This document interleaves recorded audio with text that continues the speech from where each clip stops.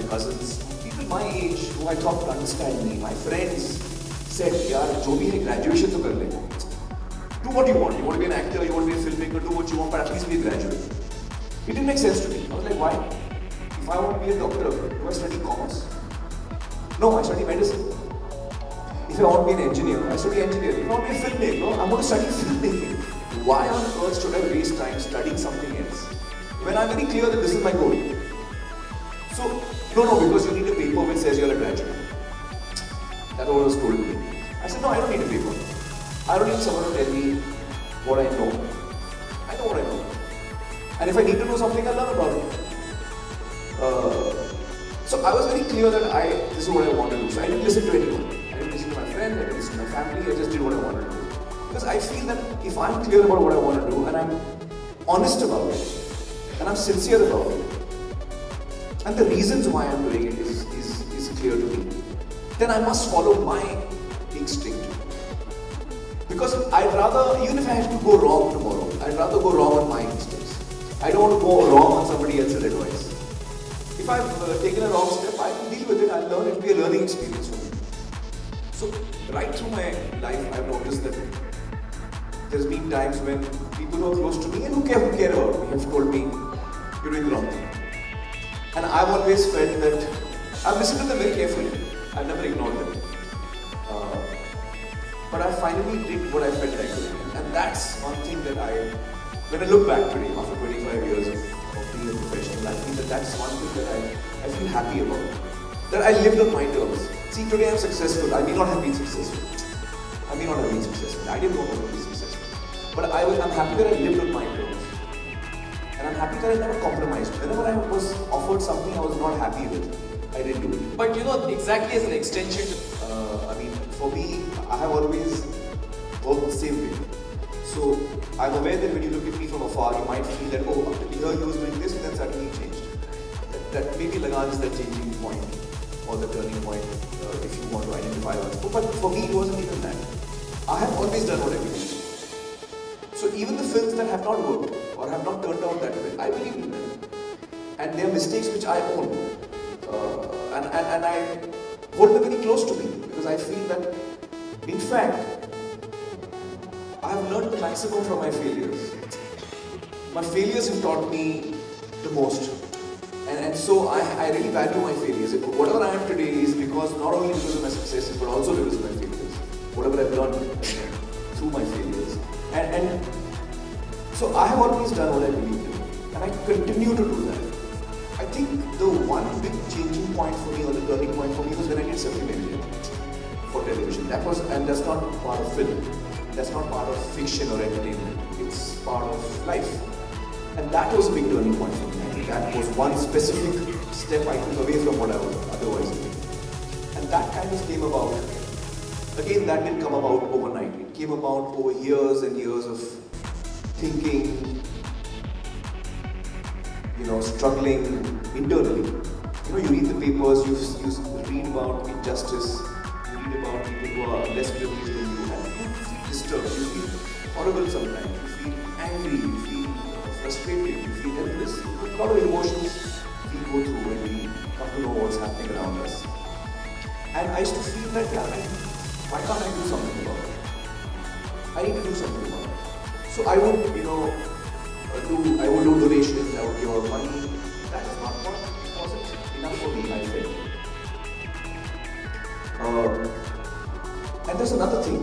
One person has had a big influence on my life. My very close friend Satyam who happens to be the director of Satyam. He and I went to school together, Satyam. And Satya was the guy who always took first in class. The topper, front bencher. I was the back bencher who kind of was, floating around. But we became friends. Satya and I became friends. Because you wanted his notes? No. Because what happened is, what he could never get over was that we played a game of chess once, and he lost to me. So since then he was like, first class to main aata hu, class mein ye meko chess mein kaise aa sakta hai? So he used to, when we became friends because of that, and then kind of stuck together. But what I trying to say is that Satya was a person who had the world in front of him. He was a doctor, he could do anything, anything means anything. Really sharp guy. And when he came out of school, he went into social service. He went into coming out with newspapers that no one would read, and he was doing all kinds of things. And I just feel like, क्या ये अपनी life बर्बाद कर रहा है? इतना bright future is ridiculous now. ये life बर्बाद कर रहा है. But he was very passionate about what he was doing. He was very angry about the injustice happening to people who are not as privileged, and he would fight for them, and he would do all kinds of things. He would go and stand outside railway station and give out flyers to people to read. देखो ये हो रहा है, वो हो रहा है. No one used to listen to him. But he used to keep doing that. He used to keep doing that. And I used to look at him, and whenever I met him, I used to feel guilty. Whenever I met him, I used to feel guilty. Because we are same age, we began from school together. My career is going up with each film. I'm getting a bigger success, I'm getting more popular. And each time I meet him, he tells me, yeah, there was this thing we went for, and these political guys came and beat us up and all that. But it doesn't matter, वो पिट भी रहा है, वो डंडे भी खा रहा है, वो बेचारा पैसे भी नहीं कमा रहा है. I used to feel यार ये बंदा बड़ा कमाल में है, मैं कुछ नहीं कर रहा हूँ, मैं फजूल हूँ. You played chess with him. No, I said I felt like I'm not doing enough. When I used to look at him, I used to feel guilty. So what am I doing? So this kind of grew in me, this feeling of wanting to do something grew in me. And then it came out through something. Because finally, at that time when I came to the film industry, there was no television also. There was Doordarshan. Now television is so strong, there are so many channels, Star Network has got such a big reach. So it kind of came together somehow. The timing was right. I was mature enough as a person. I had seen life to a certain degree. I was ready for it. Importantly, Satya, his wife Swati and Lancy, the three of them, had been working in the social sector for 25 years. They'd been journalists, they'd been working in the social sector. Satya became a lawyer eventually. The work that they had been doing for 25 years. Without that work, you cannot do something immediately, if you want to say. So, it kind of came, होता ना वो eclipse के time पे वो sun, moon और earth वो एक line में आते हैं. Timing था. So it happened, it happened. But it was something that was growing in me for many years. It was growing in me for many years and finally culminated in Satyam. And I have to say that that's one of the things that's given me the most satisfaction. I've done films which have been extremely popular. I've done films which have been huge successes. But strangely, today wherever I go, and I have big successes as recently as those two, people are only interested in Satyam. Wherever I go, they're only interested in Satyam. I'm saying remote places. I land up in Junjunu, which is a small place in Rajasthan, and the media that meets me there is only asking me about Satyam. This is giving me hope. I'm giving a hope mind. Because I believe you can't remain in isolation of each other. Therefore, I've had the opportunity to meet a lot of chairmen, managing directors of companies over the last 10 years, and I have seen you always talking about this part of your business.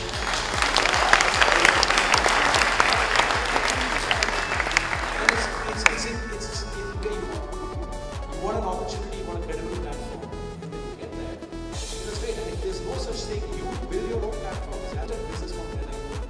Certain things, but then there are certain things that emerge and say, oh, this is possibly the best way to do it. Are there any two stories that you can share with us which give an idea of the impact so that people also know what they're understanding? The impact is separate. I mean, there has been huge impact in the country because of our show, and I'm really happy about that. But I won't go into that. What I talk about is my two biggest learnings. My two biggest learnings from this experience of researching these various topics, meeting people from across the country. Each topic I end up meeting about 20 people, and they're from different parts of the country. It's been a fascinating experience, huge learning experience. I think two big learnings for not only me but the entire team has been one is that if our society is to ever prosper and it has to ever go beyond what our expectations are or reach where we all wanted to reach, that we dream of, then the one thing that we need to change is that we need to look at everyone and say that we're all equal. So girls especially.